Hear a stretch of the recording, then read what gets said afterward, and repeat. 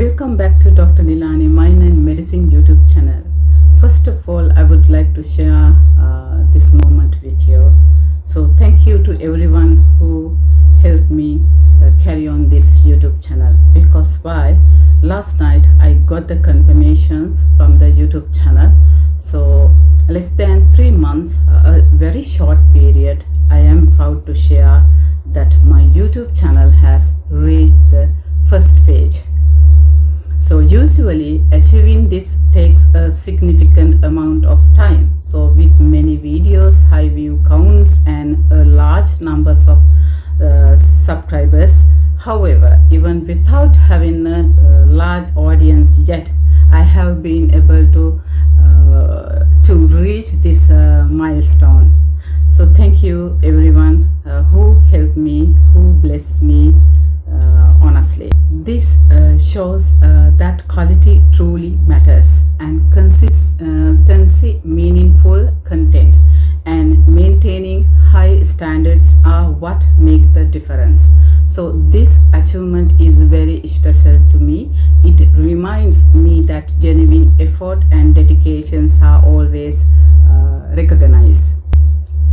So I would like to sincerely thank everyone who supported me, encouraged me, and believed in my journey.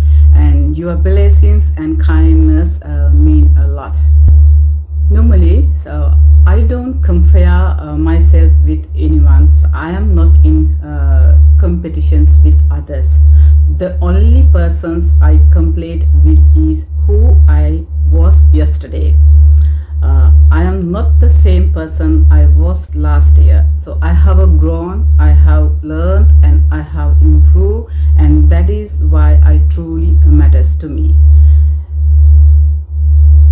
මට වඩා වැදගත් වෙන්නේ මම කවුද කියන එක.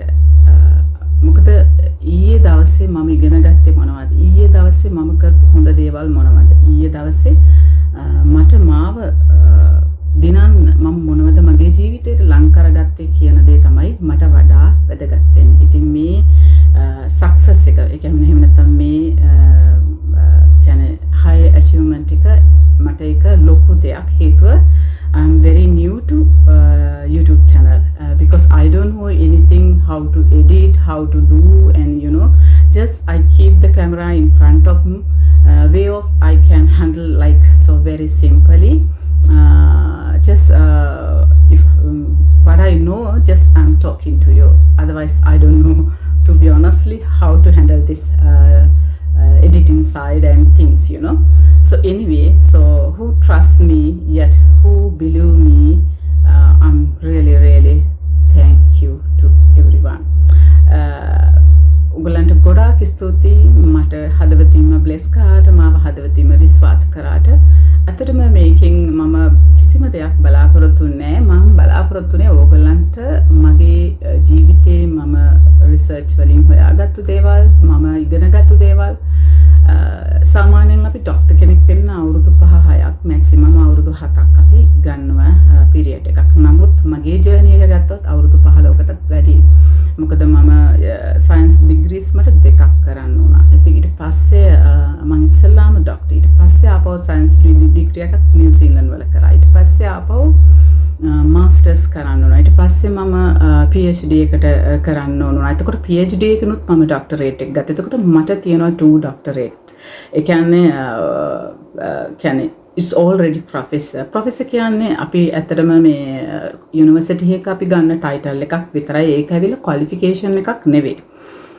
නමුත් ડોක්ටර් කියන්නේ PhD එකකින් ලබා ගන්න එක high qualification academic level එකේ තියෙන ලොකුම qualification එකක්.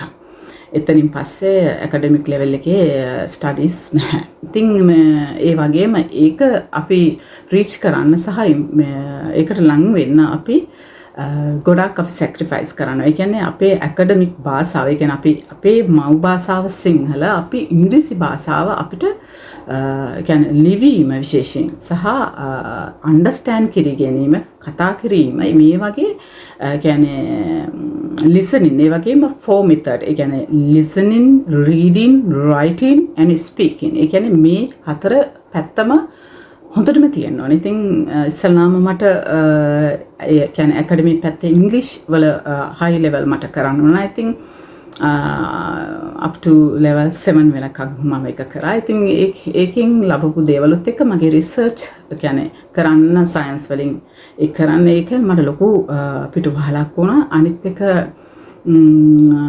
ඒක තමයි මට කියන්න ඕනේ. ඉතින් ඇත්තටම මම ආඩම්බර නැහැ මං ගැන. මම හරි නිහතමානීව ඒක මම ඔයගලන් එක ෂෙයා කරන්නේ.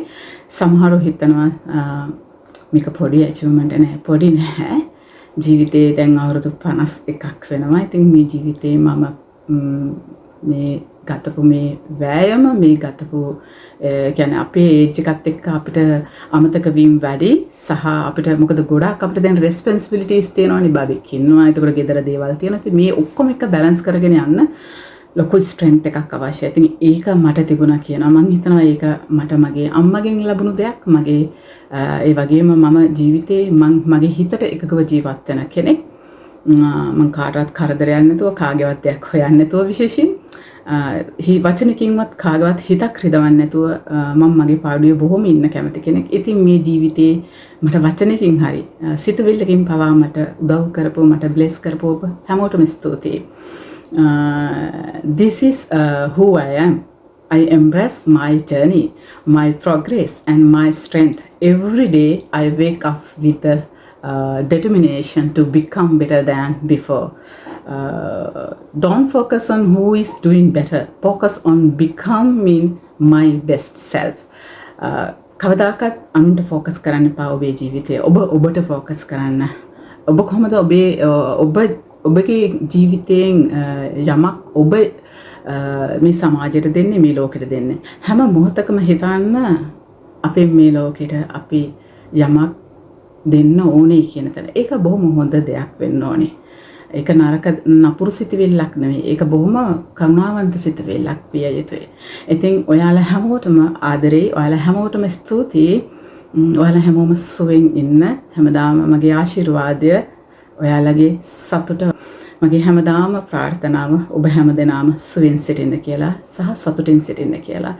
I wish you all the best for everyone. Thank you so much for everything. So see you on my next video. Thank you.